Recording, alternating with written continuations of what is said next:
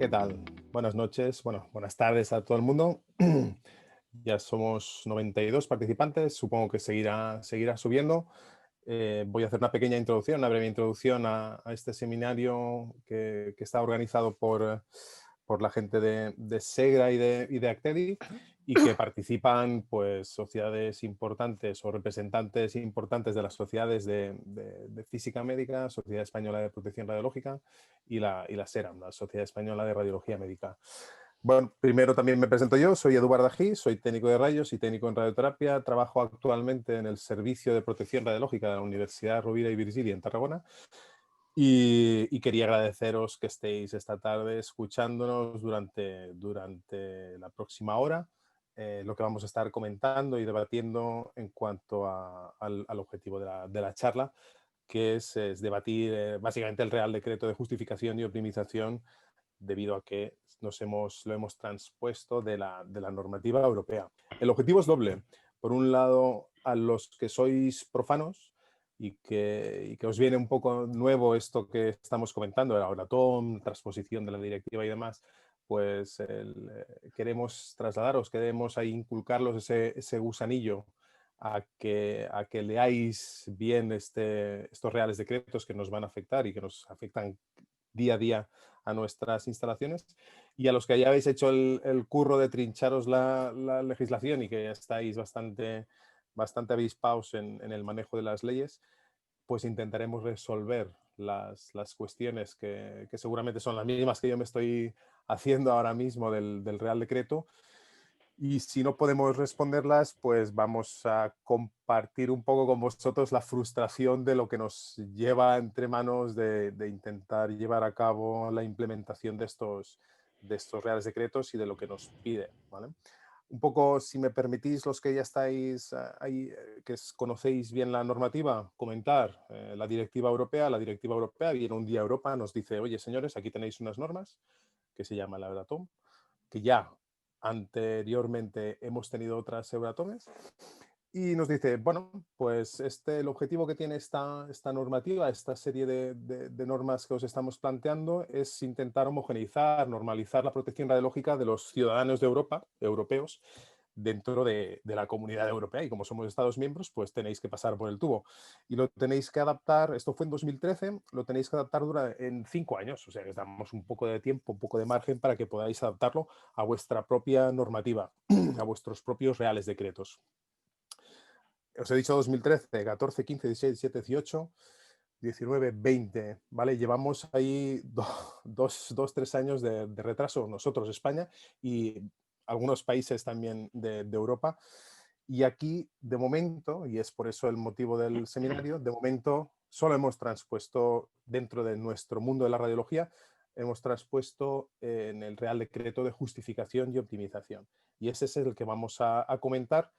Y sobre todo estamos esperando a que aparezcan los siguientes reales decretos, que hay unos cracks que están trabajando en llevarlos a cabo. Breve, ahora ya cierro KitKat, cierro paréntesis. No os voy a presentar a lo bestia a todos los participantes porque, bueno, yo os digo, si vais a Google y buscáis el nombre y apellidos de cada uno de ellos, veréis que os aparece la Biblia en verso. Son gente muy activa, son muy conocidos dentro del mundo, de este pequeño mundo de la garantía de calidad, protección radiológica y gestión. Y quiero transmitiros que tenemos mucha suerte de poder contar con ellos esta noche, porque son auténticos referentes. Os comento, el representante de la SERAM es Ángel Morales, es radiólogo, ya jubilado, pero bueno, sigue muy activo dentro de SERAM, y básicamente he estado trabajando en el Hospital Universitario de Donostia, y, y sigue muy activo dentro de SERAM con todos los marrones que le están trasladando en el mundo de la SEGECA, que es la branca de garantía de calidad de SERAM. Como representante de la Sociedad Española de Física Médica, perdón, tenemos a Santiago Miquélez. Es muy conocido dentro del mundo de la radiofísica, es radiofísico y jefe de protección radiológica en el complejo hospitalario de Namarra, en Pamplona. Si lo buscáis, es súper activo dentro de Sociedad Española de Física Médica, metido en todos los fregados que tienen que ver con los fotones chicos y un referente para muchos de nosotros que nos movemos en este mundillo. Un placer también tenerle. Tenemos, por otro lado, como representante de la Sociedad Española de Protección Radiológica, tenemos a Roberto Sánchez. Es radiofísico del Hospital Quirico San Carlos en Madrid. También es profe en la Complutense de Madrid, vocal de la Junta Directiva de la Sociedad Española de Protección Radiológica y cuando le sobra tiempo, que no sé cómo se lo hace, es un auténtico especialista en todo lo que tiene que ver en protección radiológica y física médica dentro de nuestros servicios de radiodiagnóstico y en concreto en intervencionismo, que son esas salas de hemodinámica y vascular que tenemos en los hospitales, y es una persona referente en este aspecto. Y como representante de la Sociedad Española de Graduados en Radiología, de SEGRA, tenemos a Luis Rincón. Luis es técnico de rayos, es también graduado en Coimbra, en Portugal. Es vicepresidente de SEGRA y actualmente está trabajando como técnico de rayos en el Hospital Universitario Miguel Servet en Zaragoza, y también es un súper lujazo tenerlo con nosotros. Ya no me enrollo más, os comento. Tenéis un apartado en vuestras pantallas, en esta aplicación de Zoom, en la que pone preguntas y respuestas. Me gustaría que las preguntas, como yo voy a ser el que voy a recoger todas esas preguntas, las formulaseis por ahí, y una vez terminadas todas y cada una de las presentaciones, os voy a mantener ahí en vilo, vamos a hacer el debate y vamos a sacar parte de esas preguntas, las que podamos resolver en el tiempo que tenemos. Ya no me enrollo más. Vamos a empezar con Ángel. Ángel nos va a hablar de justificación de exploraciones de rayos X en nuestros servicios de rayos X, y muchas gracias por tener el placer de estar con nosotros. Avanti. Bueno, buenas tardes. Voy a ver si soy capaz. Y ya me has presentado, te tengo que agradecer a ti y al resto de los panelistas que me habéis invitado, ¿no? Saludo a todos, especialmente a la gente que conozco, y un abrazo para ellos, y al resto un gran saludo, incluido a nuestros compañeros latinoamericanos que creo que están ahí también. A mí me ha tocado hablar de la justificación de las exploraciones. Bueno, os voy a lanzar una serie de mensajes cortos, ¿no? El primer mensaje es cómo se producen las normas. Porque claro, aquí aparece, digamos, un real decreto, pero no sabemos cómo aparece ese real decreto. Mirar, es muy fácil. El objetivo de la radioprotección es el control de los riesgos, y para eso tenemos que gestionar los riesgos. ¿Cómo lo hacemos? Primero los identificamos, después los analizamos y después los controlamos. ¿Quién se encarga de identificar los riesgos? A través de estudios epidemiológicos. Pues se encarga la UNSCIER, que es el Comité Científico de Naciones Unidas sobre los efectos de la radiación atómica, y también el BEIR, que es una agencia federal americana, que hace también una serie de informes muy interesantes, que es el Comité de Efectos Biológicos de las Radiaciones, ¿no? Con respecto al análisis y el control de riesgos, el organismo competente, el potente, es la Comisión Internacional de Protección Radiológica, la famosa ICRP. Esos famosos informes ICRP del 1, no sé exactamente cuál es el número, pero es un número que anda por los 60 y tantos ya, ¿no? Y lo que se encarga es de analizarlos y de controlarlos. A partir de aquí ya entramos en el sistema normativo. ¿Por qué? Porque tenemos una organización potente, que es el Organismo Internacional de Energía Atómica, que es la AIEA, que emite una serie de normas internacionales. Estas normas entran en el espacio correspondiente, que en nuestro caso es el espacio europeo, puede ser el espacio latinoamericano, Estados Unidos, Oceanía, etcétera. Y la Unión Europea, el organismo competente es el Euratom. El Euratom, que emite directivas.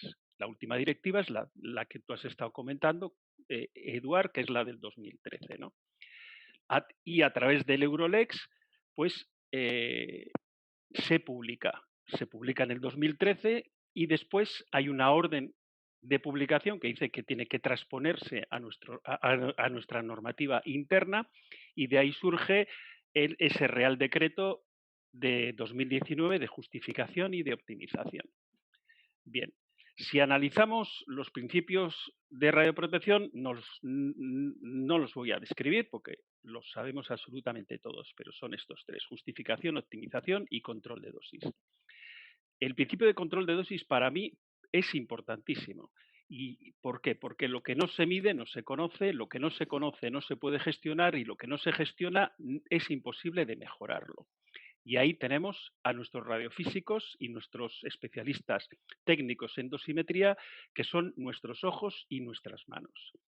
Si no medimos, somos incapaces de hacer y de mejorar absolutamente nada. Bien, aquí tenemos los dos reales decretos que han estado vigentes: el decreto de justificación 815/2001 y el Real Decreto 1976/1999, que es el Real Decreto de Calidad, del Programa de Garantía de Calidad, etcétera. Son dos reales decretos potentes. Insistir en que este Real Decreto de Calidad de 1999 sigue vigente todavía. Pero mirar, estos tres grandes principios tienen un enfoque fundamentalmente desde el punto de vista profesional. Es como decir todo para el paciente, pero sin el paciente. Es una especie de despotismo ilustrado, ¿no? Aquí tenemos la Directiva Europea del 2013 que deroga el decreto de justificación y que sigue manteniendo el Real Decreto de Calidad. Quizás, fijaos si es importante el tema del control de dosis, que ya en el año 1999 tenemos ya unos potentes valores de referencia en su anexo 1. Pero ahora esta directiva europea ha avanzado más y desde mi punto de vista tiene cuatro grandes cosas nuevas. La primera es que establece los niveles de referencia de diagnóstico por primera vez desde el punto de vista normativo, cosa que ya los teníamos antes y los estamos utilizando. En mi servicio desde hace 10 años ya estamos con el tema de los NRDs, pero ahora ya es una obligación legal. Con respecto al principio de justificación, metemos a las personas asintomáticas. Esto es muy importante porque es algo importante y absolutamente nuevo, porque exige la justificación en los cribados sanitarios, en los cuidadores y en las personas voluntarias sometidas a investigación médica y biomédica. Fijaos, en el principio de control de dosis es importante, pero clásicamente en radioprotección es el principio de limitación de dosis. En radioprotección todos sabemos que no hay limitación de dosis, pero este Real Decreto nuevo exige limitación de dosis en los cuidadores y en los voluntarios en investigación. Y desde mi punto de vista, hay otro cuarto principio, ya sé que es una opinión mía personal, pero hay otro cuarto principio de radioprotección, que es el principio de autonomía. Porque aunque antes también en los reales decretos se hablaba de consentimiento, pero ahora por primera vez se exige el derecho, o se consagra, perdón, el derecho a la información y el derecho al consentimiento. Eso exige el principio de transparencia. El principio de transparencia en el registro de las dosis y en la transmisión de las dosis y los historiales dosimétricos. Y aquí tenemos la introducción del punto de vista del paciente. El principio de justificación, es lo que voy a hablar ahora, tiene un efecto gatillo clarísimamente, ¿no? ¿Por qué? Porque afecta a lo primero que tenemos que hacer, que es la eficacia. La primera pregunta es: ¿el estudio radiológico es eficaz para el paciente? Cuando pasamos a las modalidades, nos tenemos que hacer la pregunta: ¿los equipos son capaces de producir imágenes de buena calidad con la mínima exposición a las radiaciones? Y ya si pasamos a la técnica concreta que estamos haciendo, la pregunta básica es: ¿el operador está usando el equipo de manera adecuada, dando la dosis mínima sin afectar a la calidad de información diagnóstica? Por eso, en el principio de justificación, el primer gran error en radioprotección es realizar una exploración no justificada. Eso no quita para que sepamos que, que desde hace más de 100 años tenemos una auténtica revolución en el diagnóstico por las imágenes médicas y que las imágenes médicas son absolutamente beneficiosas. De hecho, el 80% de las decisiones clínicas se toman en base a imágenes de tipo médico, no solamente de radiaciones ionizantes, sino también de ultrasonidos y de resonancia magnética. Sabemos por la literatura que entre el 20 al 30% de lo que hacemos no está justificado, es innecesario, es inadecuado. Es lo que llaman en la Organización Mundial de la Salud las exploraciones de bajo rendimiento. Y además sabemos también por la literatura que esto supone un despilfarro del 25%.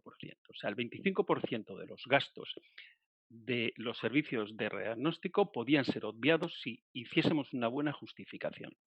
Y también conocemos todos que esto supone riesgos. Y dependiendo también de la bibliografía, entre un 0,6 a un 3% de los cánceres, sobre todo en pacientes en edad infanto-juvenil, pueden tener un efecto radioinducido. La verdad es que yo efectivamente estoy jubilado. Me jubilé el año pasado y esto es una historia muy vieja ya. Eh, yo, entré, yo entré de médico residente en el año 1978. Y en el año 1978 un congresista americano, que era médico, Paul Rogers, mm, te- se dio cuenta de un problema ya en el año 1978, que es el exceso de radiaciones médicas. En aquel entonces en Estados Unidos no llegaban a 250 estudios por 1.000 habitantes. Ahora en Estados Unidos, dependiendo de estados como California, pueden tener 2.000. En el País Vasco tenemos 1.000, porque lo sabemos, porque tenemos, digamos, en Osakidecha un registro de esto, ¿no? En Ángel, España, llevas sí, 9 minutos, vale. tranquilo. En España se está en unas 1.200. Bien, me faltan 2, 3 diapositivas solo. Genial.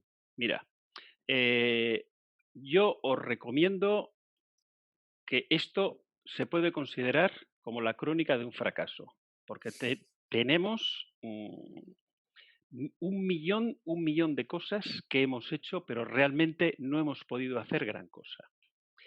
El principio de justificación realmente es una batalla que damos por perdida antes de haberla comenzado. ¿Por qué? Porque esa cajita, ese subproceso de justificación, realmente muchos servicios no lo tienen. Es muy difícil desactivar una exploración una vez que está lanzada, sobre todo en urgencias. Nos movemos con el principio de asimetría de la información. Los radiólogos tenemos muy poca información y además, desde el punto de vista legal, justificar tiene un riesgo cero. El enfoque principal que debemos dar con esto es, si tuviésemos un minuto para justificar, lo tendríamos que hacer con los niños y con los jóvenes.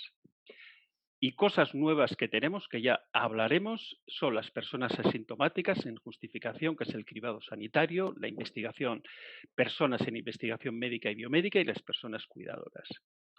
Los mandamientos de radioprotección, insisto, el primero es no irradiarás al paciente excepto cuando sea necesario, porque todos los demás los podemos obviar. Y por último, para terminar, esto es un trabajo en equipo. Esto es un trabajo en equipo que necesitamos a los clínicos, a los radiólogos, los técnicos, los radiofísicos, la industria y también los titulares de la instalación. Podemos hablar después en las preguntas que uno de los grandes fallos que hemos tenido es que no estamos trabajando en equipo, hacemos cada uno nuestra guerra. Y para acabar, muchísimas gracias y perdona por extenderme un par de minutos más. Gracias. Tranquilo, Ángel. Muchas gracias. Ahí has abierto un par de melones que lo vamos a comentar en el debate y recojo las ideas que has trasladado en tu presentación. Muchísimas gracias. Bueno, Santi, no sé si tienes ahí presentación, ¿la tienes ahí ya preparada? Va, Sí, genial. aquí la Genial. tengo. Todo para ti.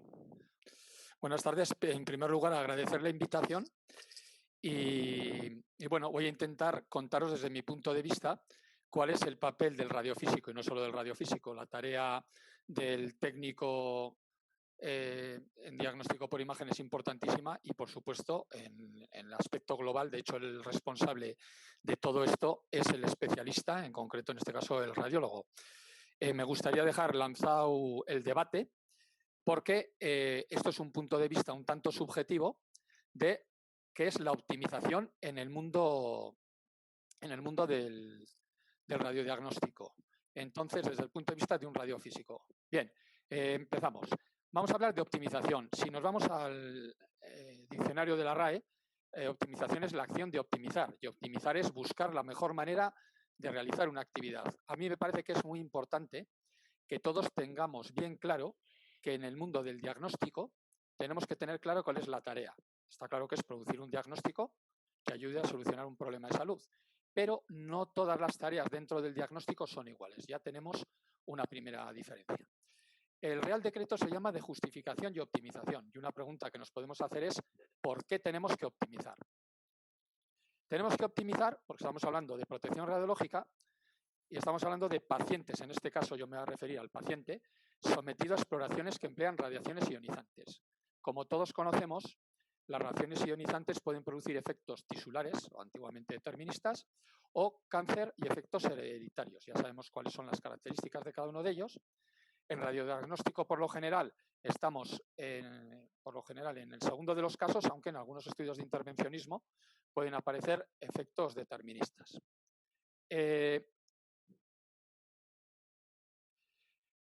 ¿Cuál es el problema que tenemos con la radiación? Pues bueno, con la radiación nos encontramos que, sobre todo en el mundo digital, como no tenemos el límite de la película, todos sabemos que con poca cantidad de radiación no teníamos imagen y con exceso de radiación nosotros teníamos una imagen demasiado ennegrecida y nos encontramos que a mayor cantidad de radiación tenemos mayor calidad de imagen. Si unimos esto a los riesgos que hemos visto, podemos considerar entonces que tenemos que emplear para cada tarea diagnóstica la mínima cantidad de radiación que asegure la finalidad. Aquí tenemos un ejemplo de unas imágenes de un maniquí. Los físicos ya sabéis que trabajamos con maniquís y presentan para una técnica fija, excepto en la dosis, cuál es la apariencia que obtenemos para el maniquí. Entonces, no se ve demasiado bien en la presentación, pero se puede observar que conforme aumenta la carga del disparo, es decir, la dosis en el paciente en realidad, aumenta significativamente la calidad de imagen. La pregunta que nos podemos hacer entonces es ¿cómo se relacionan las dosis de radiación en el receptor de imagen y la calidad de imagen? Todos tenemos claro el concepto de que cuanta más radiación utilizamos, más dosis al paciente. Pero claro, como estamos hablando de optimización, tenemos que tener en cuenta por medio los aspectos de calidad de imagen. Fijaros, la gráfica que tenemos aquí. Tenemos aquí la representación de un indicador de calidad, que yo aquí he llamado factor de calidad, y lo relacionamos con el kerma. En este caso, se relacionan con aproximadamente la raíz cuadrada del kerma. Esto es una relación muy bien conocida para los físicos. Si hubiésemos aumentado el kerma en esta gráfica, hubiese llegado en un momento en el que la mejora en la calidad de imagen hubiese sido inapreciable. Pero eso es un límite demasiado alto. Nosotros tenemos que intentar trabajar en la zona de mínimos de dosis para producir la calidad de imagen suficiente. ¿De acuerdo? Fijaros. Volviendo a las imágenes anteriores, aquí las tengo ampliadas, tenemos 5 imágenes con dosis 1, 2, 4, 8 y 16 y en nuestro ajuste de calidad nosotros nos centramos, estoy hablando en el caso del Complejo Hospitalario de Navarra, en esta imagen. Esto sería nuestro estándar de calidad en lo que a dosis en el receptor de imagen se refiere. Fijaros que se ven una serie de objetos y cómo la imagen va mejorando de poca dosis a mucha dosis. La pregunta que nos estamos haciendo es, ¿cuánto necesitamos ver? Es decir, ¿podría ser suficiente para realizar una tarea ver estos objetos? ¿Por qué? Porque estamos buscando objetos de estas características en lo que a resolución espacial y a bajo contraste se refiere, o bien podemos necesitar estar en situaciones de este estilo, pues tenemos que ver objetos de muy bajo contraste que aquí ni siquiera se aprecian, objetos Santi, ¿sí? Se te escucha así un poco entrecortado. A ver. No sé si puedes conseguir... ¿Ahora? ¿Ha mejorado? ¿Sí? ¿Ahora? Se te escucha bien, Santiago. Yo creo que es Eduardo que pierde la conexión. Continúa así. Sí. Vale. Entonces, siguiendo con el ejemplo, fijaros que tenemos los dos extremos, una dosis muy baja y una dosis demasiado alta. Lo que tenemos que tener bien claro es que aquí la dosis que recibiría el paciente sería 16 veces más que la dosis que recibiría en este caso. Y seguimos pensando en que igual no es necesario ver todos estos objetos. Igual el diagnóstico, en este caso, se encuentra en esta zona. Para solucionar todo esto, ¿qué hacemos? Pues escribimos protocolos. Tenemos las guías europeas de referencia para calidad en diagnóstico y tenemos bien definida, pues esto sería una cuestión que nos podrían decir muy bien los radiólogos, los requisitos diagnósticos que tiene en este caso una buena imagen de tórax. Tenemos aquí la serie de características de la región torácica que hay que ver y cómo hay que verla. Y tenemos, esto ya sería un poco más para los físicos, los detalles de imagen importante porque nos habla de tamaños y de contrastes. ¿De acuerdo? Aquí tendríamos una pista de, en el caso del tórax, qué es lo que tenemos que ver. Nos están definiendo una tarea. Pero entonces la guía también ya ha avanzado mucho en la optimización porque nos está diciendo un ejemplo de buena práctica en esta técnica. Fijaros que nos está hablando de qué tipo de aparato, características del aparato, filtración total, rejilla antidifusora, un tipo de película que puede ir relacionado con la dosis que empleamos, la distancia al paciente y al receptor de imagen, el voltaje, ya sabemos todos que en el caso del tórax hay que utilizar kilovoltajes altos porque necesitamos penetración, aunque reduzca contraste. Queda bien claro que tenemos que utilizar el control automático de exposición y esto va a ser, en nuestro esquema, un elemento clave en la optimización, porque todo esto nos daría calidad de imagen y esto nos relacionaría la dosis necesaria para obtener el diagnóstico en las condiciones de mínima exposición. Con un diagnóstico siempre insistiré de buena calidad.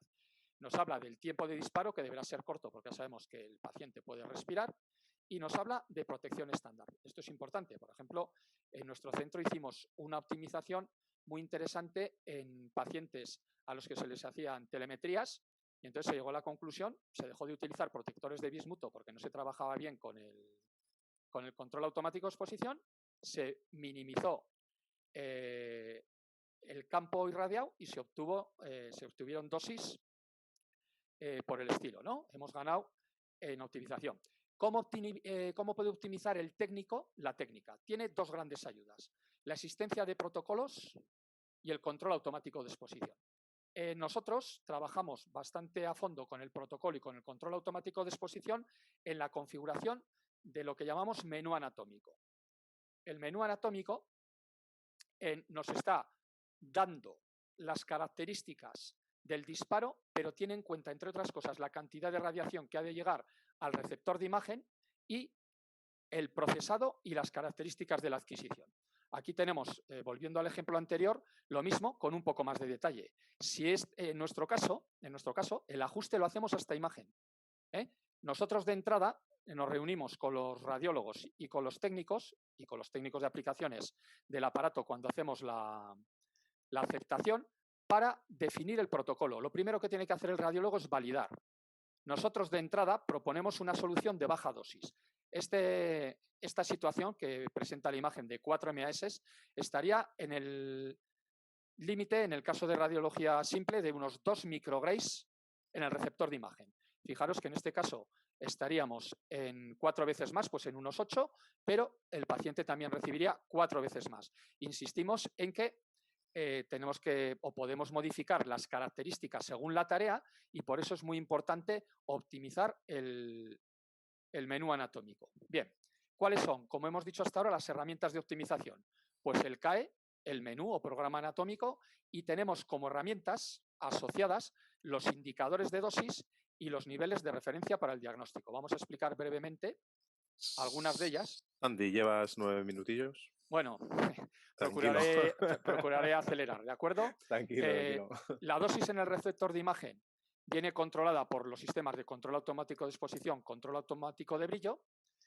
Es necesario tener un buen sistema de programación por zonas anatómicas, lo que llamamos el menú anatómico, y hay que recordar que los equipos nuevos incorporan indicadores retrospectivos y prospectivos, en algunos casos ambos, en otros solo los retrospectivos, de la cantidad de radiación que se ha empleado, que se va a emplear en la exploración.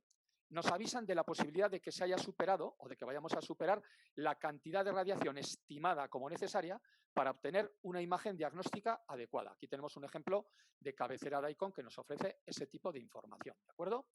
En cuanto a los indicadores de dosis, podemos hablar, relacionado también con el Real Decreto, en indicadores de dosis al paciente que nos indican la cantidad de radiación empleada en la exploración y nos permiten estimar dosis y nos permiten obtener información sobre el riesgo. Y por otro lado, indicadores de dosis en el receptor de imagen que están vinculados con la calidad de imagen. Estamos hablando entonces de optimización, calidad de imagen con la menor cantidad de dosis posible, ¿de acuerdo?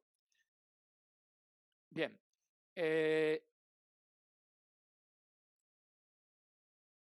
Esto No sé por qué a veces.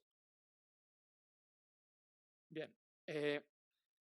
Seguimos. Tengo una calidad de imagen adecuada, ¿de acuerdo? Me hago una pregunta, ¿pero puedo diagnosticar correcto con menos dosis? Esta es la diapositiva anterior y en este caso, si la tarea diagnóstica viene representada por la visualización de estos objetos, está claro que es suficiente con utilizar la imagen de la derecha. Si quiero ver objetos en esta zona, tendría que utilizar una técnica como la empleada en la izquierda. Bien, ¿cómo sabemos o cómo podemos saber si estamos utilizando cantidades de radiación adecuadas? Pues bueno, tenemos los niveles de referencia en diagnóstico que ya ha introducido Ángel y que son una herramienta de optimización, como definen la ICRP 135 y el documento de referencia europea en niveles de referencia en pediatría. Y lo que hace es comparar para distintas tareas la cantidad de radiación empleada en distintos dispositivos de diferentes servicios, instituciones, países o regiones, partiendo siempre de la base de un diagnóstico correcto. Es decir, estamos diagnosticando correctamente, pero ¿por qué no empleamos todos la misma cantidad de radiación? La condición necesaria es calidad de imagen diagnóstica, nos permiten acotar el exceso de radiación, se refieren al paciente estándar, lógicamente para una persona muy obesa o muy grande tendremos que utilizar mayor cantidad de radiación que para una persona más menuda, pero nos permiten establecer comparación entre nuestros sistemas de trabajo. Entonces aquí tenéis un ejemplo de un equipo del Servicio Navarro de Salud, comparamos los valores obtenidos, en este caso para una exploración de abdomen, nosotros teníamos una muestra de 1.800 pacientes y vemos cómo están los distintos equipos con las referencias que teníamos en ese momento del Reino Unido y la referencia que obtenemos en el Servicio Navarro de Salud siguiendo los criterios de la ICRP. Entonces, nosotros, ¿qué optimizamos? Pues de entrada, este equipo. Están sin referencia, pero este equipo pues, se va de dosis bastante con respecto a los demás y nos tendríamos que preguntar por qué tenemos que optimizar, ¿de acuerdo? Bien, aquí tenemos otro ejemplo en tórax. Y, lógicamente, pues aquí tendríamos otro serio problema. Y siempre estamos suponiendo que se cumplen estas circunstancias. La pregunta la tenemos en la dosis. Aquí tenemos ejemplo de otro documento, que son criterios de calidad para tórax, que también son documentos europeos, y aunque sean antiguos, ya introducían el CTDIW típico para, en este caso, un tórax de rutina o el DLP. Bien.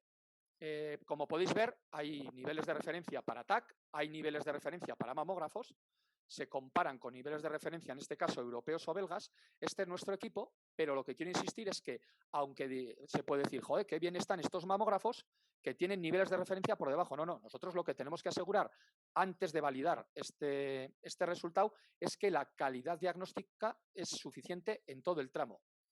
¿De acuerdo? Bien. Aquí tenéis otro ejemplo de documentación europea en niveles de referencia. En este caso son para pediatría y para TAC. Tenemos distintos estudios. En algunos de estos estudios se incluye DOPOES. Y por último, para terminar y relacionar todo con el Real Decreto, tenemos los sistemas de registro de dosis. El Real Decreto nos dice que tenemos que obtener niveles de referencia. Los sistemas de registro de dosis nos facilitan mucho esta tarea porque analizan estadísticamente los registros y nos permiten optimizar de manera mucho más eficiente y además tienen la ventaja que cumple o nos ayudan en otro de los requisitos que aparece en la transposición de Euratom, que es almacenan los indicadores de dosis de registro y nos permiten, como podéis ver aquí, obtener una relación de las exposiciones a las que se ha sometido un paciente. Bien, ¿qué hace el radiofísico en todo esto? Pues bueno, el radiofísico intenta que todo esto funcione. ¿Y qué hace? Controles de calidad, define indicadores de calidad, participa, lo he puesto en letra de mayor tamaño, con médicos y técnicos en la confección y ajuste de los menús anatómicos. Esto parece fundamental porque es la base de la optimización, eso es fundamental. Sin esto no podemos tener ninguna referencia. A partir de aquí ya nos podemos comparar con otros sistemas. Aseguramos la calidad de los indicadores de dosis. Es fundamental ahora saber que el producto Kermaria o el CTDI-BOL o cualquier otro indicador como la dosis glandular que nos da un equipo es correcta, si no, no nos sirve de nada estar haciendo registro. Nos permite o tenemos que hacer estimaciones de dosis en órganos, por ejemplo, en embrión o en útero, y obtener indicadores de dosis. Y lo que es muy importante, en la optimización, formación del personal en protección radiológica, donde después de, a lo largo de muchos años de experiencia, he encontrado yo más lagunas, es en formación del personal en protección radiológica en lo que se refiere al paciente. la del trabajador profesionalmente expuesto o la del público en general está mucho más asimilada. Yo creo que tenemos que hacer un esfuerzo en esto. Todo esto, lógicamente, está influenciado o basado en la optimización. Bien, ¿qué es fundamental ya para acabar? Vamos Que terminando, exista exacto. un comité de garantía de calidad formado por este tipo de profesionales y tener establecido un programa de garantía de calidad que tenga en cuenta protocolos de control de calidad, que analice niveles de referencia y que realice o que tenga en cuenta cómo llevar a cabo dosimetrías de pacientes. Pues entonces, muchas gracias por vuestra atención y seguimos escuchando. Muchas gracias, Santi. Gracias por estas dos últimas de repaso, que son las que pillaremos todas las ideas. Perfecto. Roberto nos va a hablar de exactamente eso que comentaba Santi, de la formación en nuestros servicios de rayos X. Muchas gracias por invitarme a este seminario. Voy a ser breve. Hablando de la formación, hay mucho que decir, pero me gustaría dar esos dos mensajes muy importantes relativos y relacionados con pues, las actualizaciones de normativa que hemos tenido. Ya lo han dicho los otros ponentes, la Directiva Europea habla de muchas cosas sobre protección radiológica y tiene un artículo 18 que os planto aquí, así en crudo, para que lo veáis. El artículo 18 sobre educación e información en el campo de la exposición médica. Entonces, bueno, pues algunas cosas nos pueden parecer perogrulladas y la verdad es que hay que decir, en nuestro país está bastante avanzado en muchas cosas de la directiva. Desde el año 2000 se han ido implementando un montón de cosas que en otros países europeos pues todavía no tienen. Entonces habla de tener una educación y una formación teórica y práctica adecuadas para las prácticas médicas y siempre relacionado con nuestra responsabilidad, con la responsabilidad que tenemos cada uno de nosotros, cada uno de los profesionales en el proceso de diagnóstico médico. Esto en España, como os he comentado, pues está bastante avanzado. Siempre se puede mejorar, pero yo creo que todas las escuelas de técnicos imparten materias sobre protección radiológica, más extensa o menos extensa.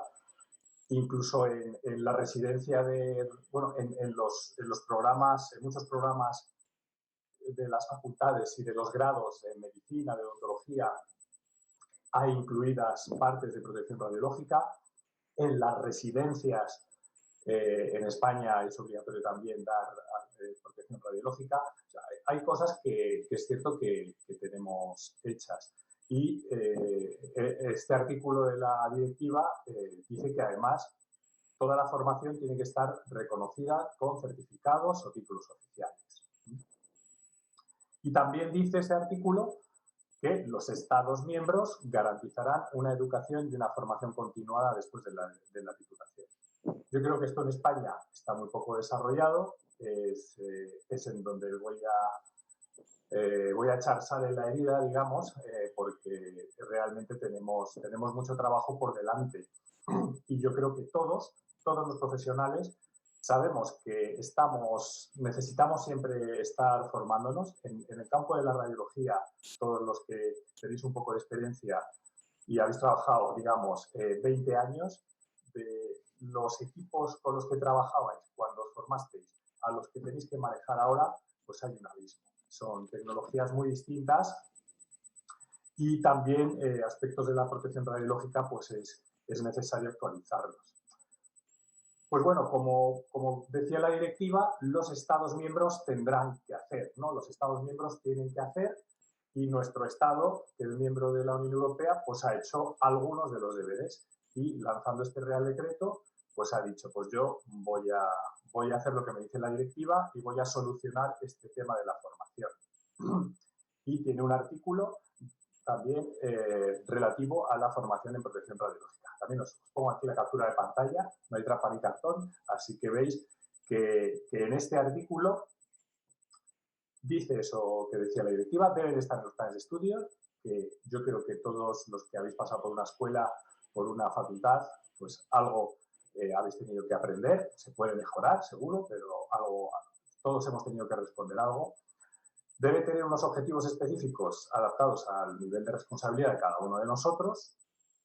Y el punto 3 dice este ministerio, debe incluir formación continuada acreditada. Esto, pues hasta ahora, unos u otros, pues yo, por ejemplo, en nuestro hospital, con periodicidad anual, se han dado siempre seminarios de protección radiológica para que la gente pues, esté un poco al tanto.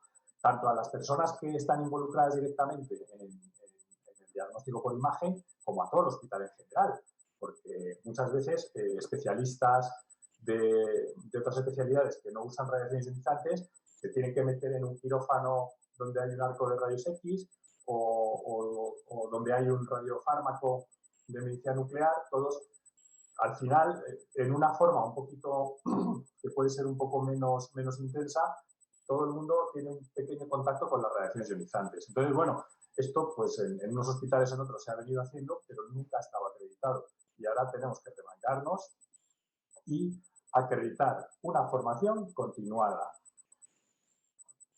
Acerca del contenido que debe tener la formación y, por supuesto, también esa formación continuada, pues el diseño y uso de los equipos.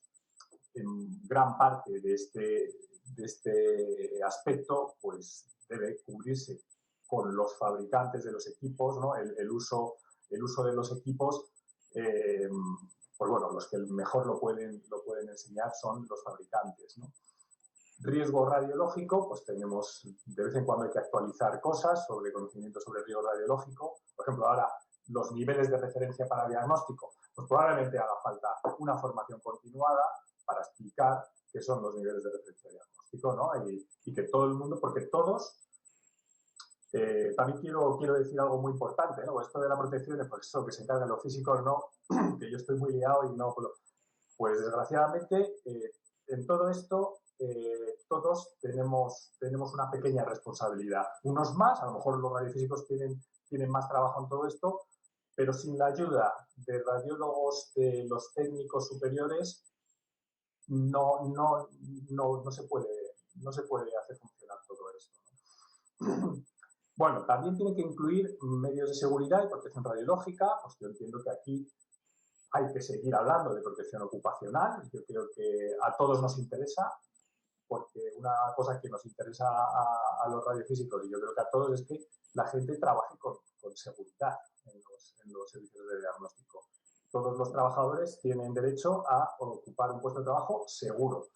Y hay normativa que lo apoya, así que tenemos que también comentarla, ¿no? El aseguramiento de calidad, pues lo que ha explicado nuestro compañero Santiago, fundamental. Y nosotros tenemos una gran responsabilidad en el aseguramiento de la calidad. Pero yo creo también que los radiólogos, los técnicos superiores también tienen papeles importantísimos en el tema del aseguramiento de calidad. Todos tenemos una parte del pastel.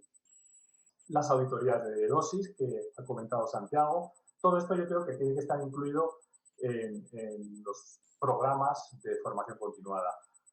Las prácticas de alta dosis, muy importante. Aquí también el tema ocupacional es fundamental y también el de protección al paciente. Por ejemplo, todos tenemos que tener ya desde el año 2000 establecidos protocolos de seguimiento de posibles lesiones en piel, en procedimientos intervencionistas. Son raros,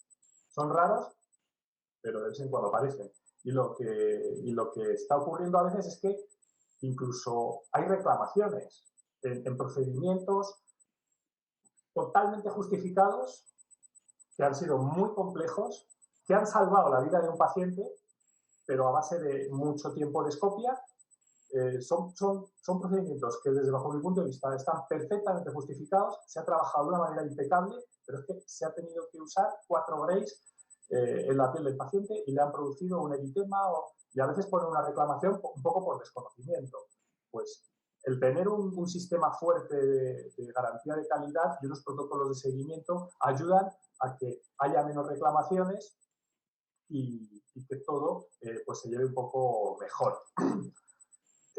Y bueno, pues este Real Decreto lo resuelve todo de un plumazo, es muy eficaz, porque en concreto en el tema de la formación, pues en el artículo 12, apartado H, dice que la formación de los profesionales sanitarios habilitados, etcétera, pues es responsabilidad del radiofísico hospitalario. Yo creo que esto hay que interpretarlo bien, hay que interpretarlo de una forma en la que, bueno, nosotros así solos, pues no nos podemos ocupar de la formación de todos los especialistas. Indudablemente tenemos una gran responsabilidad y la vamos a asumir, pero desde luego necesitamos ayuda de todos para ponernos manos a la obra. Entonces, nosotros pues hemos hecho mucha formación tradicionalmente en temas de protección radiológica, incluso tenemos mucho material para mostrar, pero yo creo que la formación continuada tiene que ser demandada por los interesados. Si los técnicos, los radiofísicos quieren formación, tienen que pedirla. ¿Cómo? Pues entiendo que a través de sus sociedades científicas. Porque yo creo que las autoridades, aparte de decir que haya formación continuada, poco más pueden hacer. Porque además esa formación, hemos dicho, que tiene que estar acreditada.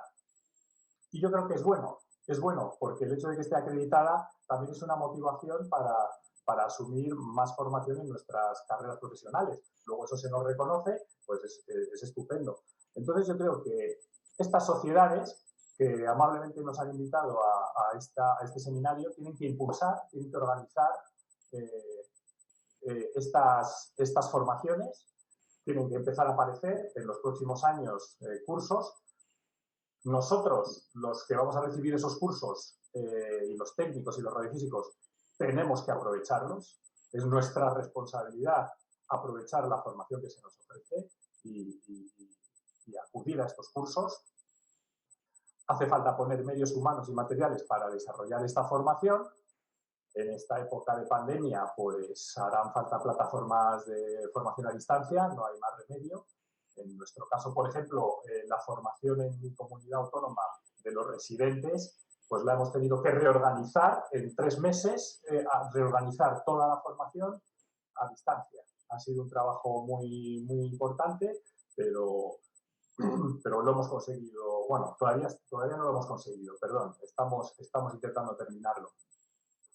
Y, por supuesto, tramitar las acreditaciones. Yo creo que aquí las sociedades científicas tienen un papel muy importante y, bueno, pues hay que remangarse y empezar a picar. Y esto era lo que quería comentar. Muchas gracias por darme vuestro tiempo. Creo que vamos en el debate a hablar mucho de formación y aunque es importante no nos va a resolver todos los temas, pero es que yo creo que recae todo en el tema de la formación. Muchísimas gracias, Roberto.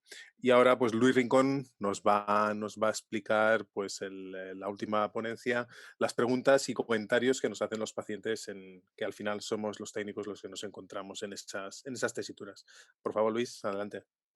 Muchas gracias, Eduardo. Bueno, antes de empezar, quiero agradecer yo también en nombre de SEGRA, de mi sociedad, pues a Ángel, a Roberto, a Santi y, como no, a Edu, que nos ha hecho de Cicerón, por su participación en este seminario, porque la verdad es que son unos invitados excepcionales y estamos muy agradecidos. Mi parte va a ser sobre dudas y preguntas de nuestros pacientes. El Real Decreto 601/2019 de justificación y optimización del que estamos hablando, como hemos dicho, es la transposición parcial de la Directiva 59/2013 del Euratom, la Basic Safety Standards, ¿no? Introduce algunos puntos, unas disposiciones sobre información y comunicación, que son pues, muy importantes a pacientes, cuidadores, asintomáticos y también a voluntarios, aquellos que se someten a estudios de investigación. Me voy a referir exclusivamente a temas que tienen que ver pues eso, con la información y la comunicación. Y bueno, tocaré un poquito por encima nada más. En el punto 10 del artículo 3, la parte de justificación nos dice de este Real Decreto: toda persona sometida a exposición médica o en su caso su representante legal, siempre que sea viable y antes de que se produzca la exposición, deberá recibir la información adecuada sobre los beneficios y riesgos asociados con la dosis de radiación debida a la exposición. Bueno, lo primero que nos preguntamos como técnicos, yo voy a hablar siempre desde el punto de vista del técnico, eh, que nos vamos a encontrar con el paciente, el cuidador, etcétera, en la sala de exploración o tratamiento, si ha sido informado o no. Sea como fuere, si ha sido informado por el prescriptor o no, el paciente siempre va a volcar sus dudas y preguntas, sus comentarios sobre nosotros, que es la persona con la que se encuentra a la hora de realizar su exploración. No siempre todas sus dudas y preguntas las va a volcar sobre el prescriptor, pues por múltiples factores, ¿no? Entonces, a ese respecto, ¿qué tal comunicación de riesgos tenemos? Es decir, ¿qué habilidades de comunicación tenemos en cuanto pues, a hablar sobre beneficio, riesgo, hablar de justificación para que el paciente entienda que la exploración, tratamiento es justificado? ¿Tenemos esas habilidades? ¿Las estamos ejercitando? ¿Nos formamos sobre ello? ¿Sabemos comunicar el principio de alarma? Por supuesto que lo conocemos, pero sabemos trasladarlo bien a los pacientes, a sus familiares, a los cuidadores, ¿no? Conocemos perfectamente justificación, optimización, limitación de dosis, como por ejemplo en esta guía de la Sociedad Española de Protección Radiológica enfocada a los pacientes, ¿no? Conocemos perfectamente estos datos, pero lo sabemos trasladar bien al paciente, a modular la manera con la que tenemos de explicar a cada paciente. Cada paciente puede tener circunstancias diferentes, edad diferente, contexto sociocultural diferente. Sabemos cómo enfocar todas estas cuestiones y orientarlo al paciente que tenemos delante o a sus familiares. Tenemos guías como estas, pero nuestros servicios no son obligatorias, es cierto, pero son una ayuda, ya no para el paciente, sino para nosotros mismos, para poder mantener un discurso coherente, ¿no?, sobre estos principios. O tenemos en el programa de garantía de calidad algún tipo de guía básica de protección radiológica para nuestros pacientes o sus familiares, etcétera, y adaptadas a cada procedimiento. Bueno, punto, digamos, yo creo más importante, dejando esto aparte, es que en todas las exploraciones con alta dosis el paciente tiene que venir con un consentimiento informado, consentimiento que le ha proporcionado el prescriptor y en el que se supone que tiene ya ahí información relativa a los beneficios, riesgos asociados, relativa a la exploración, ¿no? Entonces eso nos descarga en una parte, pero en otra el paciente también ha tenido tiempo para hacerse sus dudas y sus preguntas, aunque venga con ese documento, que nosotros vamos a colaborar para que el facultativo médico lo pueda recabar. Al fin y al cabo es un documento legal. Y en ese tiempo, pues el paciente también ha ido teniendo sus pequeñas incertidumbres, sus dudas, sus preguntas, ¿no?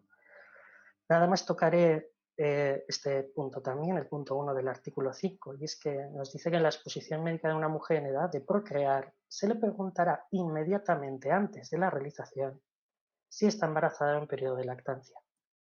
Bien, esto es una práctica absolutamente habitual de todos los técnicos desde 1920 aquí, en todos los países del mundo, es algo que viene en todas las guías, en todos los manuales. Ahora bien, en los reales decretos de calidad se hablaba siempre del prescriptor o del profesional sanitario habilitado el que tendría que indagar si la paciente está embarazada o en periodo de lactancia. De este punto se deriva que esto pues, es responsabilidad de todos, también del técnico, que siempre lo hace, ¿no?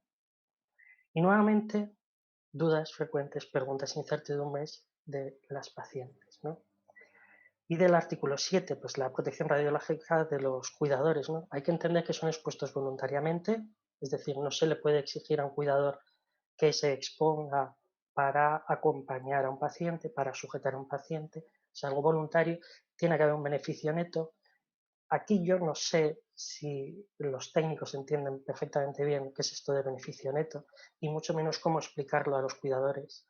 Tenemos guías básicas de protección radiológica para cuidadores. Estas, ojo, sí que son obligatorias según este Real Decreto. Cuando viene un cuidador y necesitamos su colaboración para que acompañe o sujete a un paciente y nos ayude en la exploración, tenemos que darle una guía básica de protección radiológica. Y además esta guía tiene que estar en el programa de garantía de calidad. Y sobre los pacientes de medicina nuclear, no solo esto, sino que hay que darle al cuidador una información, porque posiblemente convivirá con el paciente y puede estar expuesto a cierta dosis derivada de los radioisótopos. Esto, por lo general, en los servicios de medicina nuclear suele estar muy bien cubierto, ¿no? Pero hay que tenerlo en cuenta. Y los temas de restricción de dosis que se ha comentado también. ¿Entendemos los técnicos muy bien esto de la restricción de dosis? Probablemente no. Y además es que no solo lo tenemos que entender, sino explicar a los cuidadores. Y por supuesto ellos también vuelcan sobre nosotros dudas y preguntas. No tanto o no tan habitualmente los familiares, pero sí aquellos cuidadores que son profesionales. También el tema de la edad. Si es el nieto de un paciente, supongamos podría ser un hijo, puede ser un menor de edad y estos no pueden ser expuestos. Y tampoco embarazadas, por lo tanto, aunque no lo dice el Real Decreto, es obligatorio preguntar a la cuidadora si hay posibilidad de embarazo o no. Y de aquí, por supuesto, también más dudas y preguntas. Aparte de todo esto, los cuidadores recibirán instrucciones precisas y han de ayudarnos durante la exploración o tratamiento para reducir al mínimo su exposición a la radiación. Es decir, hay que darles unas nociones básicas de protección radiológica personal durante la exploración o tratamiento, ¿no? Por supuesto que sabemos perfectamente cómo hacerlo. A estudiantes, a compañeros menos experimentados, lo sabemos hacer igual de bien con una persona del público general o independientemente de su contexto sociocultural, su edad, etc. Y bueno, aquí me voy a tomar la libertad de darle un puntito de humor a todo este asunto en un caso improbable o no tanto. Esto es un paciente que llega, dice, este año me han realizado X radiografías, TAC, gammagrafías, ¿no será demasiada radiación? Quiero visitar Chernóbil el próximo verano.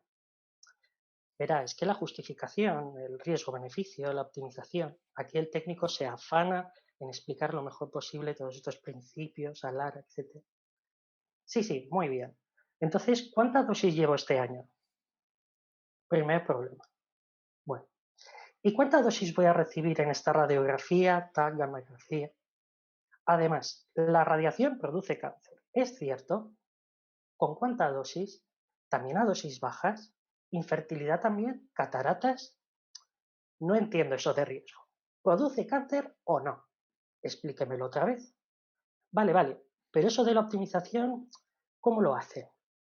Pues en realidad es un proceso en el que médicos, técnicos y radiofísicos, sí, pero no me ha dicho cuánta dosis voy a recibir. ¿Puede decírmelo antes o no? Pues en un paciente estándar hay unos indicadores de dosis superficie, CTDI, DLP, dosis glandular media, dosis estimada basada en tamaño, que pues, en este equipo y exploraciones aproximadamente, sí, pero ha dicho indicadores. La dosis que recibe el cuerpo no se mide en Röntgen. No verá, con pacientes hablamos de dosis absorbida o efectiva, que se mide en Siever. Y es que, eso, ¿cuántos Siever? Pues es difícil decirle con precisión, intervienen muchos factores técnicos del propio paciente, la tecnología, aunque las dosis típicas son, si el técnico ha llegado hasta aquí, automáticamente le sale pantalla azul, error 404, porque empieza a recordar todas las tablas de dosis efectiva que recuerda, ¿no? De diferentes fuentes. Y efectivamente, diferentes fuentes, porque son diferentes entre sí, varían en determinadas exploraciones o tratamientos las dosis efectivas que han publicado pues, en Estados Unidos la reseña del Colegio Americano de Radiología, la ICRP, en Reino Unido también las dosis publicadas por Reino Unido, en fin. Entonces aquí el técnico ya se encuentra en un problema que puede ser todavía más grave porque aunque las dosis típicas no varían mucho, ¿a qué echa mano? ¿No? ¿Cómo responde? Bueno, vale, ha sido muy amable. Ahora póngame el traje de plomo. Es que verá, no es posible porque no se debe poner en este caso, pero el protector de tiroides no pondrás al menos, ¿verdad? Pues verá, en su caso tampoco, porque las sociedades y la evidencia científicas nos dicen que no debemos porque, bueno, lo entiendo aunque no estoy muy convencida. Por cierto, ahora que lo pienso mejor, sí que podría estar embarazada. ¿Pasaría algo? Y ya que estás, ¿no podrías hacerme mejor una resonancia? ¿Resonancia magnética nuclear? ¿Nuclear? Luis, 10 minutos. Ya está, acabo con las conclusiones. Muy bien. Bueno, Este pequeño chascarrillo yo creo que refleja con cierta claridad y un poquito de humor que aparentemente tenemos que contar o nos piden que contemos cuestiones que son pues, muy bien sabidas por nosotros, que se pueden contar con relativa facilidad y sin embargo esto no es así. Las personas son muy diferentes, cada persona puede tener sus inquietudes y ponerte en serios aprietos si no tienes una formación pues, muy sólida, ¿no? Y unas muy buenas capacidades de comunicación. A pesar de ello, los técnicos se nos da bien comunicar con los pacientes, con los cuidadores, pero si queremos desempeñar adecuadamente nuestro trabajo en información y comunicación, pues la Radiation Protection Series número 175 de la Comisión Europea ya nos dice que tenemos que tener un grado universitario para tener esa formación suficientemente sólida en protección radiológica. Pero bueno, en cualquier caso, necesitamos una formación básica en conocimientos y habilidades de comunicación y cuáles son sus mejores estrategias según el caso y en general sobre cuidado centrado en el paciente, sobre cómo hablar con empatía, con escucha activa, en fin, toda una serie de elementos que tienen que ir encima de la información en sí que nos puedan requerir los pacientes. Y, por supuesto, un mayor interés por nuestra parte, como técnicos, en formación continuada en protección radiológica, instando a los radiofísicos para ello, motivándonos todos en beneficio del paciente. Y recogiendo un poco las ideas que se han dado aquí, por supuesto, también hacer sesiones, grupos de trabajo en protección radiológica, en gestión clínica, para poder optimizar, para poder hacer grupos de trabajo intrahospitalarios en los centros sanitarios en los que estemos, para la optimización y también para la formación, para hacer un esfuerzo conjunto. Y desde luego por parte de las sociedades científicas, por descontado, ¿no? Que tenemos que esforzarnos en esto y tomárnoslo muy en serio. Por supuesto también pues conocer, seguir y diseminar las principales guías sobre el tema, como esta que he dejado por aquí de la IRPA, ¿no? Que habla sobre todos estos temas de la comunicación con los pacientes, familiares, con el público general sobre estos temas de protección radiológica, de radiaciones. Y nada, muchas gracias. Pues muchas gracias, Luis. El teatro me ha servido para darme cuenta de muchas cosillas que son importantes al final de nuestra práctica. Bueno, muchas gracias a todos y si me lo van a permitir, lo digo porque voy a quitar la pizza del horno porque se me va a quemar, ya que vamos muy justos de tiempo. No, es broma. Si me permitís, nos vamos a extender un poquito porque creo que tenemos muchas preguntas y un poquitín de debate que me gustaría emprender y que aunque no demos respuesta a todas las preguntas que nos habéis hecho llegar, pues al menos reconducir y terminar con un pequeño resumen de todo lo que hemos estado planteando hasta ahora. Como veis, hay muchos temas ahora mismo que se nos escapan. Que por mucha buena voluntad que tengamos de manera individual, la cosa no funciona si no trabajamos colectivamente. Y ahora me gustaría trasladar algunas de las preguntas a los ponentes y hacemos un pequeño debate. Bien.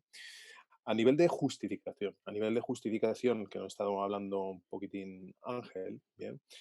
Bueno, una de las cosas que todos hemos pensado y que creo que ha preguntado alguna compañera es revisamos las exploraciones previas. Bien, como bien sabéis, este Real Decreto nos dice que los radiólogos, el médico especialista, es el último responsable de la justificación de esa exploración. A ti, Ángel, me gustaría trasladarte esta pregunta para que un poco nos expliques hasta cuánto podemos llegar y cómo podemos solucionar lo insolucionable, que tú ya lo has comentado. Por favor. La pregunta concreta, ¿cuál es? Perdona. Bien, si revisamos las exploraciones previas en nuestros servicios de radiodiagnóstico principalmente, cuando viene este paciente con una petición. ¿Bien? Es decir, la justificación final recae sobre vosotros y muchas veces se encuentran los técnicos o la persona que va a realizar las exploraciones se encuentran con que esa persona no ha recibido nada de información y que si hemos revisado las exploraciones previas a nuestros pacientes para analizar si era necesaria o no era necesaria esa exploración. Perfecto, entendido. Bueno, la primera cuestión es que para revisar las exploraciones previas hay que justificar. O sea, si no se revisa una solicitud, mal podemos revisar una exploración previa. Con lo cual, insisto, la gestión del proceso radiológico, el proceso radiológico es gestión de solicitudes, justificación, realización de la exploración, informe y puesta a disposición del informe hacia el clínico. Mal podemos revisar las exploraciones previas si no revisamos las solicitudes. Por ejemplo, ¿qué hacemos en mi hospital? Pues en mi hospital revisamos todas las solicitudes de TAC. O sea, todo lo que consideramos alta dosis lo revisamos. Ojo, el TAC no es alta dosis, ¿eh? Muchos TAC no tienen por qué ser alta dosis. Eso es otro debate. Una vez que hacemos eso, si tenemos alguna duda en la justificación, por supuesto, revisamos las exploraciones previas. ¿Qué acciones dice el Real Decreto que se deben realizar por el médico prescriptor, el radiólogo y también el paciente con respecto a la justificación? Porque es una responsabilidad compartida por tres. El prescriptor y el radiólogo lo que deben hacer es obtener previamente información diagnóstica anterior o informes médicos relevantes y otros datos médicos pertinentes, siempre que sea posible, por supuesto. Lo segundo, el paciente, y esto es nuevo, esto en este Real Decreto y en la directiva es nueva, el paciente dice, el paciente deberá informar al prescriptor y el radiólogo de los procedimientos diagnósticos con radiaciones ionizantes a los que se haya sometido con anterioridad. O sea, que el paciente también es responsable de decir al médico prescriptor y al radiólogo, oye, yo ya llevo 5 TAC en este último semestre, por ejemplo, ¿no? O sea, y tercero, y muy importante también en este Real Decreto, dice que la autoridad competente, en este caso será el titular de la instalación o dependiendo del hábito de la competencia, deberá asegurar la disponibilidad de esta información para el profesional, tanto el médico prescriptor como el radiólogo, según los procedimientos establecidos. Y ahí tenemos un gran problema. En el hospital donde yo trabajaba, en el Hospital Donostia, no teníamos ningún problema porque tenemos un PACS corporativo de Osakidecha desde el año 2008. Entonces yo me puedo meter Hospital de Cruces, Bilbao, Hospital de Vitoria, Hospital Comarcal y lo puedo ver. Pero claro, en muchos sitios hay informaciones estancas. O sea, si yo trabajo en un hospital de Madrid, a lo mejor no me comunico con otro hospital de Madrid. Bueno, pues eso, la normativa dice claramente que la autoridad competente debe asegurar esa disponibilidad de información y de conexión. No sé si he contestado realmente a la pregunta. Bien, sí, no, quedan muchos melones abiertos porque el tema de comunicación entre comunidades es insuperable. Bueno, básicamente los reales decretos, una de las cosas divertidas que dicen es que no generará coste adicional a la implantación de ese real decreto y es muy divertido ese comentario. Pero ya ahí corramos un tupido velo porque es muy complicado y ya lo sabéis cuál es la realidad. Pero bien, me parece muy, muy buena respuesta. Muchas gracias. Pero, perdona, esa es una deficiente técnica legislativa que además va en contra de la legislación. O sea, cualquier real decreto, cualquier normativa que se haga tiene que tener una memoria económica, o sea, del impacto económico. Esto si lo queremos poner en marcha tendrá un impacto económico. A mí, para empezar, se me ocurre como primer impacto económico que vamos a tener que contratar más radiofísicos y más técnicos en dosimetría, por ejemplo. Otro impacto económico es el relativo a la formación continuada. Hay muchos impactos económicos. Otro impacto económico es asegurar la conexión entre hospitales y entre distintos sistemas de salud de las 17 comunidades autónomas que tenemos, por ejemplo. Yeah. Sí. Es una mala técnica legislativa. Sí, o sea, son deficiencias que parece que el legislador no quiere. Porque si no, tú lo que estás haciendo es un brindis al sol. Punto. Ya está. Es así de claro. Compro la idea. Bien, pero tenemos esa tesitura que tenemos que meternos en implementar lo que nos dice la ley. Pero con toda la prudencia del mundo, lo digo, hasta donde podamos llegar. Tampoco no nos dan muchos recursos, tienes toda la razón. Otra de las preguntillas que os quería trasladar, bien, en cuanto al tema de optimización, y esta es para Santi, un momentillo que lo tenía por ahí. Bien, en cuanto a la contribución está la pregunta Juanjo Morán. La figura del radiofísico parece que no se debe limitar a la dosis. Su contribución en la valoración de la calidad de imagen es tan importante o más. Entonces os pregunta, ¿qué acciones estáis realizando en este aspecto y qué colaboraciones encontráis de los radiólogos, que según este Real Decreto son los responsables finales de la valoración? Un poquitín, Santi, si nos quieres explicar tu experiencia. Nosotros basamos la relación con los radiólogos en la existencia desde hace ya 20 años del Comité de Garantía Calidad. Entonces se debaten pues los temas de calidad, incluso especificaciones técnicas para la adquisición de equipos, etcétera, etcétera. Los protocolos están bastante bien establecidos. En algunos sectores de la radiología encontramos gran colaboración, pero en otros menos. De hecho, arrancamos muy fuerte y en concreto esa diapositiva que he puesto por ahí con las características que debe tener un tórax se empezó puntuando y creando una base de datos de respuesta para los distintos equipos. Entonces, así como a la hora de protocolos, nosotros sí que estamos apoyados por los radiólogos en el punto concreto de puntuación de la calidad obtenida. Nosotros suponemos que es buena si las imágenes van al PACS, las diagnostican y no nos dicen nada. Pero nos encontramos un gran vacío, que es toda la imagen que no ve el radiólogo. Nosotros tenemos feedback con el radiólogo. Nosotros lo que no sabemos, por ejemplo, es qué pasa con la placa de urgencias. No tenemos ni idea. Y luego tenemos otro punto, que yo creo que también Juanjo va por ahí para preguntar, que imaginaros que nosotros partimos de una base de calidad de imagen aceptable para un equipo cuando se ha puesto en marcha y tenemos como indicador indirecto los indicadores de física, es decir, los que te da un maniquí, ¿no? Una puntuación de un objeto de test, etcétera, etcétera. Lo que está claro es que nosotros simplemente podemos decir la puntuación de este objeto de test con la misma dosis sigue siendo la misma que cuando se compró y en muchos casos la calidad de imagen clínica ha variado. Es cierto que es un fallo, por lo menos desde nuestro punto de vista, que no tenemos clara la relación que hay entre una variación en la puntuación física y qué supone esto en cuanto a degradación de la calidad de imagen para el radiólogo. Vale.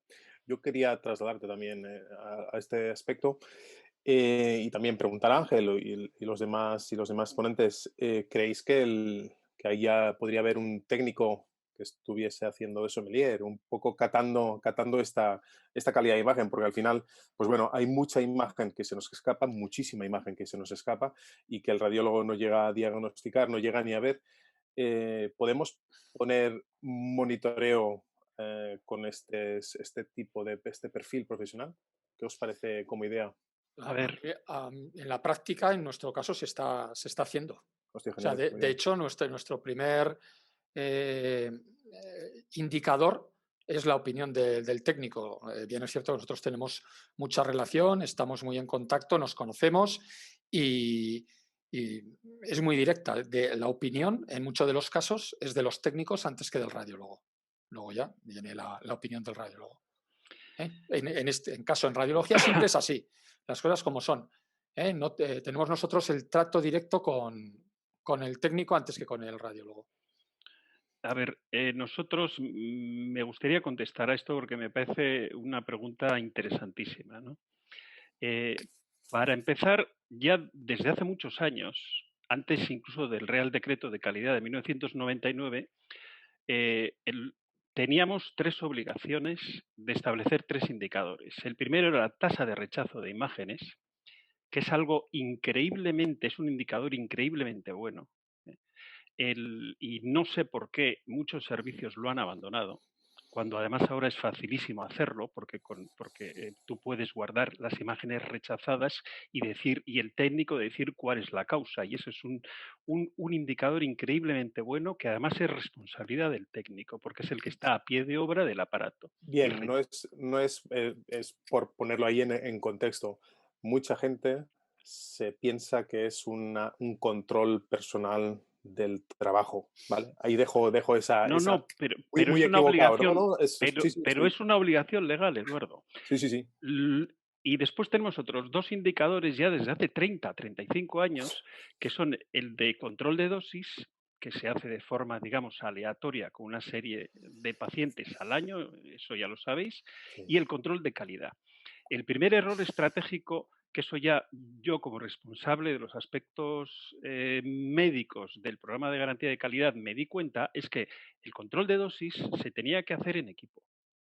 Se hace la dosis, se hace el control de calidad de imagen por el radiólogo y por el técnico, y dentro del control de calidad de imagen hay dos, que eso lo ha dicho perfectamente, si no recuerdo mal, Luis. Una cosa es la calidad de imagen y otra cosa es la calidad de imagen diagnóstica. Yo puedo tener muchísimo ruido, por ejemplo, en un TAC de baja dosis, pero a mí el diagnóstico es correcto y me sirve. Y insisto, esos tres indicadores es un trabajo en equipo. El de la tasa de rechazo de imágenes es el técnico en primera línea y el radiólogo. El del control de calidad se tiene que hacer yo cuando tengo una radiografía de tórax, sé la dosis y estoy viendo la calidad de imagen con la dosis, porque la dosis me la ha establecido antes el radiofísico y el técnico en dosimetría. Y eso, entre el técnico y el radiólogo, evaluamos la calidad de imagen en sus dos aspectos, el aspecto de calidad de imagen y el aspecto de calidad diagnóstica. El resumen es que, por supuesto, el técnico está en primera línea, una de sus funciones es la calidad de imagen, por supuesto, y lo hacéis muy bien. Por regla general lo hacéis muy bien. Pues genial, a ver si se lo creen los oyentes que nos están escuchando, Yo porque querría yo creo bastante. apuntar también que estoy, pues, como no, totalmente de acuerdo con Ángel y también con el hecho de que tiene que haber una conexión, una unión mucho más sólida entre los radiofísicos, los técnicos y los radiólogos para poder optimizar, para hacer un trabajo de optimización. Yo conozco a los radiofísicos de mi hospital. Concretamente, yo que trabajo en radiodiagnóstico, es diferente de radioterapia, ¿no? O medicina nuclear. Yo conozco a los radiofísicos de mi hospital porque voy a cambiar el dosímetro y a veces les veo en el despacho y en foto también, y alguna vez que he ido, por supuesto, a preguntarles alguna cosa, ¿no? Pero claro, hay una saturación de trabajo de todos los grupos profesionales, ¿no? Entonces es complicado y hay que diseñar algún tipo de estrategia para trabajar en todos los centros, porque la realidad de cada servicio de salud y de cada centro puede ser muy distinta para trabajar mucho más y mejor en esto que es la optimización de dosis, ¿no? Y de alcanzar un equilibrio idóneo entre calidad de imagen y dosis al paciente. En la próxima charla voy a pedir que venga el gerente o venga un responsable del ministerio para que nos escuche. Es complicadete, es complicadete. Estoy de acuerdo. ¿Me permites hacer Sí. un comentario a esto que Sí. está diciendo? Hay un tema estratégico también que en mi servicio lo solucionamos, porque los radiofísicos son un recurso escaso, eso está clarísimo. Tiene muchísimo trabajo y, lógicamente, priorizan en la radioterapia. En mi servicio, o sea, en mi hospital es así, o sea, y a mí me parece lógico, o sea, si primero lo que tiene tratamiento y después el radiodiagnóstico. Pero yo hace ya muchos años conseguimos tener un referente. En la unidad de radioprotección, tener un referente de un radiofísico que se dedicase exclusivamente para radiodiagnóstico. Y yo creo que eso es lo que hay que hacer. O sea, Y porque así consigues avances espectaculares, porque si no es muy difícil, porque efectivamente, como es un recurso escaso y tiene un enorme trabajo, se dedican fundamentalmente a la radioterapia y no tienen más remedio que abandonar, entre comillas, el radiodiagnóstico. Ojo, no lo abandonan, porque por lo menos en mi hospital, desde luego, se cumple el programa de garantía de calidad, se hacen controles de dosis, pero, pero hay que hacer más. Y para hacer más necesitamos radiofísicos, digamos, especializados en radiodiagnóstico. Y hay que conseguirlos. En mi servicio, por ejemplo, hace 10 años conseguimos una persona más para eso del titular de la exploración. Y hay que luchar por ello. No sé qué opinan nuestros radiofísicos. Bueno, Roberto, no sé, en tu caso supongo que tendréis personal dedicado a imagen. Nosotros en nuestro servicio tenemos la suerte, yo de hecho estoy en ese tema, estamos dedicados exclusivamente a la imagen y Muy efectivamente bien. Pues hay mucho por hacer, también en mi hospital tenemos mucho por hacer. Estamos todos muy liados, tenemos mucho trabajo, es decir, podemos poner un montón de razones por las que las cosas se nos van amontonando, pero se pueden hacer cosas y yo creo que los comités de garantía de calidad son el punto de partida para crear grupos de trabajo donde participen los técnicos, los radiólogos, los radiofísicos y en esos pequeños grupos de trabajo se vayan tomando pequeñas decisiones, porque al final esto es una acumulación de pequeñas decisiones, ¿no? De ordenar los protocolos de FP para que eso es una forma también de trabajar en optimización. Cuando los protocolos de FP se ordenan, ayuda también eso en la justificación. Son pequeñas tareas que poco a poco podemos ir abordando y que a largo plazo, a la larga, eso va teniendo resultados. Entonces yo animo a todos a participar en este tipo de grupos de trabajo que se pueden formar para ir tomando decisiones. Siempre bajo la dirección de un radiólogo, que es el responsable último de lo que vaya a ocurrir en el servicio de radiología. Yo iba a poner un ejemplo. Nosotros comenzamos en 2005 a monitorizar. Tenemos la suerte de que en Pamplona hay un hospital de intención pediátrica, o dicho de otra forma, el 95% de los pacientes pediátricos en Navarra pues acaban yendo a este hospital, y el jefe de sección de radiología pediátrica se interesó por el tema de las dosis, ¿no? Entonces comenzamos un registro masivo de dosis en pediatría yo creo que es 2004 o 2005. Ahora ya tenemos un sistema de registro automatizado, pero desde aquel entonces el trabajo de los técnicos fue inconmensurable, porque los datos los metían de forma semiautomática. Cada vez que hacían un paciente pediátrico, metían a mano kilovoltaje, cuando no había producto dosis haría la carga para estimar la dosis superficie entrada, etcétera, etcétera. Entonces empezamos a monitorizar resultados y en 2 o 3 años la optimización, o sea, los resultados fueron espectaculares. No solo había mejorado el diagnóstico, había mejorado la calidad de imagen, sino que habían disminuido además las dosis, introduciendo conceptos como colimación en temas de columna, tratando el tema de protectores de bismuto para mama en adolescentes, el tema de los collares de tiroides, etcétera, etcétera. Entonces, desde luego, lo que hace falta es que se comprometa el radiólogo. Eso es fundamental, como has dicho tú, Roberto.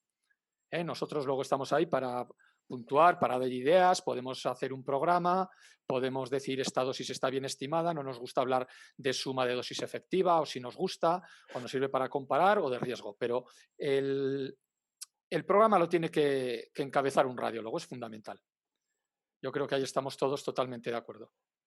Además, pues el producto final de todo esto es un diagnóstico. Eso sí. ahí... Sí, es tal cual. Este es el resultado final, y es importante que el paciente o el médico que está haciendo el diagnóstico tenga claro si hay patología, y también tiene que tener muy claro si no hay patología, estar igual de tranquilo para poder diagnosticar una cosa como otra.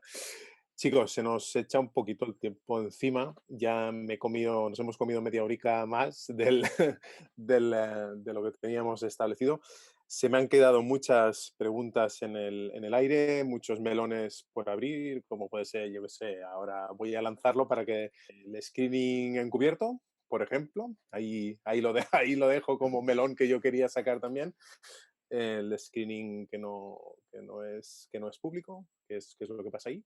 Vamos a dejarlo ahí en abierto y agradeceros pues muchísimo todos los comentarios que habéis llevado a cabo, vuestras presentaciones geniales, y espero que haya otra próxima sin problemas. Y si vosotros queréis, a ver cuándo salen los reales decretos de garantía de calidad, que yo entiendo que van a ser los que nos despejen un poquitín esta nebulosa que llevamos. Y sobre todo, veo que la formación es un tema para discutir durante una jornada entera, porque realmente es el nicho en el que podremos estar todos juntos siempre que tengamos ese feedback, generar ese grupo de trabajo que es indispensable para conocer y tener el feedback real. No sé si queréis comentar alguna cosa más. Era por irnos despidiendo. Pues nada. Muchísimas gracias a vosotros también, los que nos habéis escuchado, y gracias por atendernos, y perdón el lapso un poquitín de tiempo. Pues nos despedimos. Un saludo muy fuerte. Gracias a todos. Muchas gracias. Gracias. Encantado. Gracias. Chao, chao.